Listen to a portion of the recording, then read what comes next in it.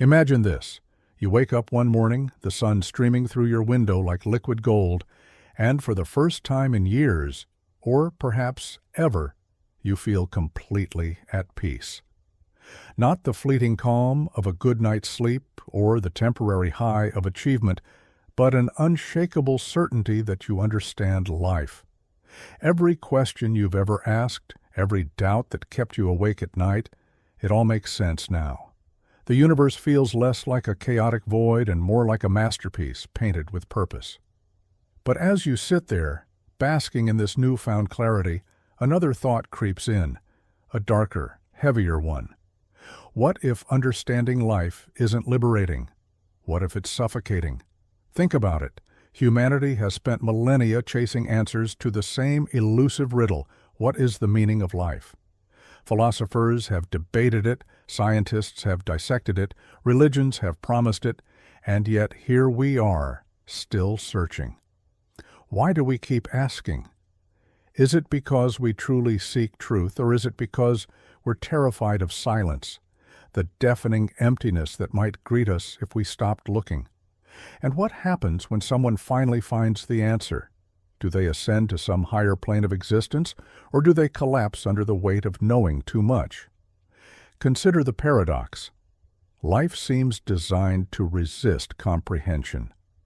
Just when you think you've figured out love, loss throws you off balance. When you master happiness, sorrow whispers its inevitability. Even success, that glittering prize so many chase, often leaves behind a hollow ache once achieved. So, why does humanity persist in this endless quest for understanding? Are we driven by curiosity, arrogance, fear, or something deeper, something primal? Now imagine being the person who actually solves the puzzle, the man or woman who deciphers the code of existence, who unravels the tangled threads of meaning and purpose. At first glance, it sounds like the ultimate triumph, doesn't it? A hero's journey culminating in enlightenment. But pause for a moment and ask yourself, could such knowledge destroy them instead? If life's beauty lies in its mystery, what remains when the mystery is gone?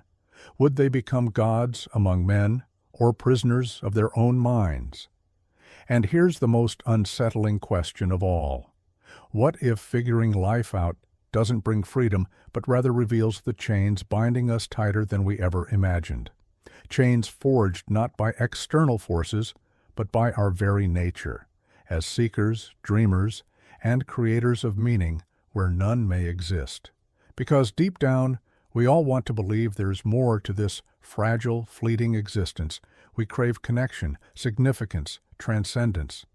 Yet, what if the act of seeking itself is the only thing keeping us tethered to hope? What if stopping means confronting the abyss, not just outside, but within ourselves?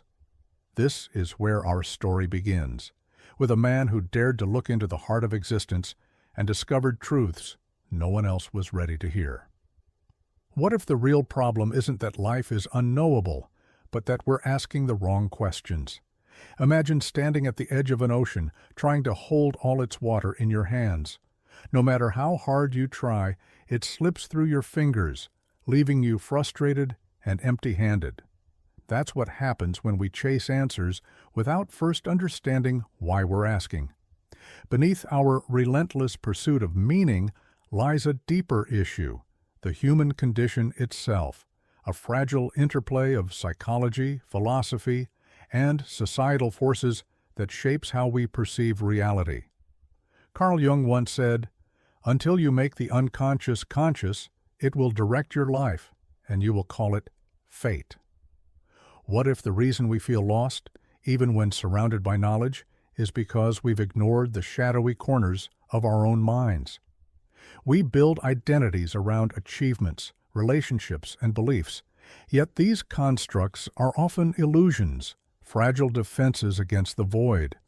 Viktor Frankl, who survived Auschwitz and dedicated his life to understanding suffering, argued that meaning doesn't come from external validation, but from within. Yet most of us cling to societal scripts, mistaking them for purpose. Why? Because confronting the raw truth, that life has no inherent meaning, is terrifying. Nietzsche warned us about this very danger. He spoke of the will to power, not as domination over others, but as humanity's drive to impose order on chaos. When faced with uncertainty, we create systems, rules, and narratives to shield ourselves from the abyss. Religion tells us there's a divine plan. Science assures us there are laws to uncover. Culture insists there's a path to follow. But what happens when someone steps outside these frameworks, when they peer beyond the veil and see the scaffolding for what it is? Human-made constructs designed to keep us safe from existential dread? This hidden force, the need for certainty, shapes nearly every decision we make. It influences how we love, how we work, how we define success. Psychologists call it cognitive dissonance, the mental discomfort of holding conflicting beliefs. To avoid it, we twist facts, ignore evidence, or double down on falsehoods just to preserve our sense of coherence. Societally, this manifests as conformity. Think about it. How often have you stayed silent in a meeting because everyone else agreed, or followed a career path because it seemed practical, even though it left you feeling hollow? These choices aren't accidents. They're symptoms of a deeper fear of uncertainty. But here's where it gets darker. This need for certainty doesn't just limit us. It distorts our perception of reality. Neurologically, our brains are wired to seek patterns even where none exist. This tendency, known as apophenia, explains why we see faces in clouds or hear messages in static. It's also why we cling to ideologies, myths, and dogmas. They provide the illusion of control in an uncontrollable world. And while these illusions can be comforting, they come at a cost. Each time we choose safety over curiosity, we sacrifice a piece of ourselves. We become smaller, less alive, more afraid. The man who figured life out didn't start with grand theories or universal truths. He began by questioning himself. Who am I really? Why do I want to understand? What am I running from? These questions led him into uncharted territory, to confront the parts of himself he'd buried beneath layers of conditioning. He discovered that the search for meaning wasn't just intellectual, it was deeply emotional. It stemmed from a primal desire to belong, to matter, to leave a mark on the infinite canvas of time. Yet, as he unraveled these threads, he realized something unsettling. Meaning isn't something you find, it's something you create. And creation requires destruction. To build a new worldview, he had to tear down the old one, but dismantling the structures that held him together came with consequences. Doubt became his constant companion. Loneliness crept in as he drifted further from those still tethered to conventional truths. The weight of seeing the world as it truly was, not as he wished it to be, threatened to crush him. And now consider this.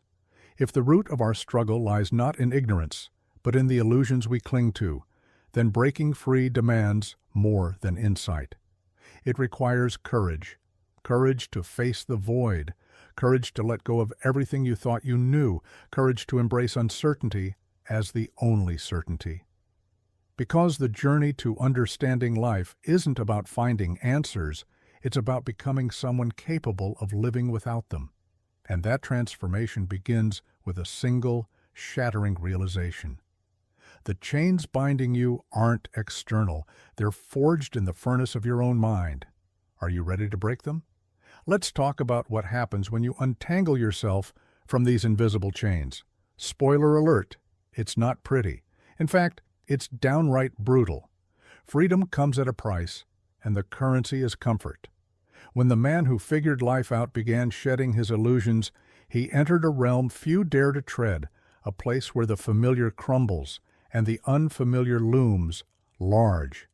This isn't just philosophical abstraction, it's psychological warfare waged within the self. First, consider the unseen consequences on a personal level. Cognitive biases, those sneaky shortcuts our brains take to simplify complexity, suddenly lose their grip. Confirmation bias, which makes us seek information that supports our existing beliefs, dissolves. The sunk cost fallacy, which keeps us trapped in bad decisions because we've already invested time or energy, vanishes. Without these mental crutches, every choice becomes excruciatingly deliberate. There's no autopilot anymore. Every step forward feels like walking across glass barefoot. Neurologically, this state wreaks havoc. Your brain, accustomed to operating on autopilot, rebels. Dopamine hits dry up because novelty, the thrill of discovery, loses its luster when you realize nothing truly satisfies. Relationships suffer too. Friends and family, still ensnared in societal scripts, struggle to relate to your newfound perspective. Conversations turn awkward. Laughter rings hollow. You begin to see people not as individuals, but as products of their environments, shaped by forces they don't fully grasp. Compassion grows, but so does detachment. Connection becomes both harder and more profound. Neurologically, this state wreaks havoc. Your brain, accustomed to operating on autopilot, rebels. Dopamine hits dry up because novelty, the thrill of discovery, loses its luster when you realize nothing truly satisfies. Relationships suffer too. Friends and family, still ensnared in societal scripts, struggle to relate to your newfound perspective. Conversations turn awkward. Laughter rings hollow. You begin to see people not as individuals, but as products of their environments, shaped by forces they don't fully grasp.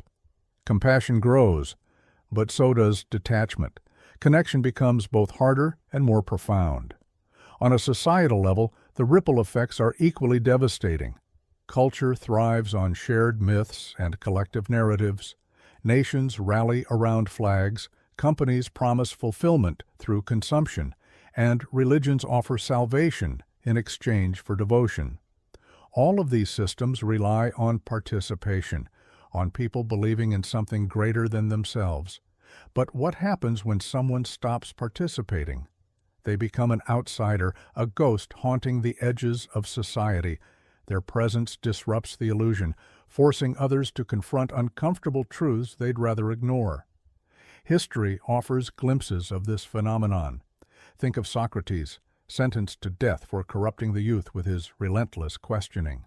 Or Galileo, excommunicated for challenging the Church's geocentric model of the universe. These rebels weren't punished for being wrong, they were punished for being right. Society prefers the lie that keeps it stable over the truth that threatens to unravel it. The man who figured life out found himself similarly ostracized. His insights, meant to liberate, instead isolated him. People feared him, not because he was dangerous, but because he mirrored their deepest fears back at them. But perhaps the most insidious consequence is internal. As the man peeled away layer after layer of conditioned thought, he encountered a terrifying emptiness, not the kind that consumes or destroys, but the kind that simply is. Existentialists like Jean-Paul Sartre called it the nausea of existence, the realization that life has no inherent purpose, no grand design. In this space, despair and freedom coexist. You can create anything, but you must also bear the weight of creation. There's no default setting, no fail-safe. Every breath you take is a conscious act of defiance against the void. And yet, amidst the chaos, a strange clarity emerges. For the first time, the man sees the world as it truly is, messy, beautiful, absurd. He understands that meaning isn't found, it's made. That happiness isn't a destination, it's a practice. That life isn't a problem to solve, it's an experience to live. But this epiphany doesn't erase the scars. The pain of breaking free stays with him forever, etched into his soul like ink on paper. So now, ask yourself, are you willing to pay the price? Because liberation isn't a gift, it's a gauntlet, and the unseen consequences are waiting. If you've made it this far, congratulations, you're ready to rebel. But rebellion isn't just about tearing things down, it's about building something new. The man who figured life out didn't stop at deconstruction. He forged a new way of being, one rooted in radical authenticity and counterintuitive wisdom. Here's how you can do the same. First, embrace paradox. Life is full of contradictions, and trying to resolve them only leads to frustration. Instead, learn to dance with duality. Be strong yet vulnerable, certain yet open, grounded yet free. Nietzsche called this the yes-saying attitude, the ability to affirm life in all its complexity. When you stop resisting what is, you unlock a reservoir of resilience. Pain becomes fuel. Failure becomes feedback. Uncertainty becomes opportunity. Next, redefine success. Society equates achievement with worth, but true fulfillment comes from alignment, not accolades. Ask yourself, what lights me up? What makes me feel alive? Then pursue it relentlessly, regardless of external validation. Historical figures like Leonardo da Vinci and Frida Kahlo embody this mindset. They created not for fame or fortune, but because creation itself was their raison d'être. Their rebellion lay in refusing to conform to societal expectations. Finally, cultivate presence. Modern life bombards us with distractions, pulling us away from the present moment. Yet the present is where life happens. Mindfulness practices, whether meditation or simply paying attention to your breath, anchor you in reality. Viktor Frankl famously wrote, "Between stimulus and response there is a space.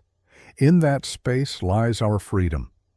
By widening that gap, you reclaim agency over your thoughts and actions. You become the architect of your experience, not its victim. Breaking free isn't easy. It requires unlearning everything you've been taught and reimagining what's possible. But the rewards are immense. Liberation isn't a destination, it's a process. And the process begins with a single, defiant act, choosing yourself. Here's the final revelation, the kernel of truth that changes everything. Life isn't something to figure out, it's something to participate in.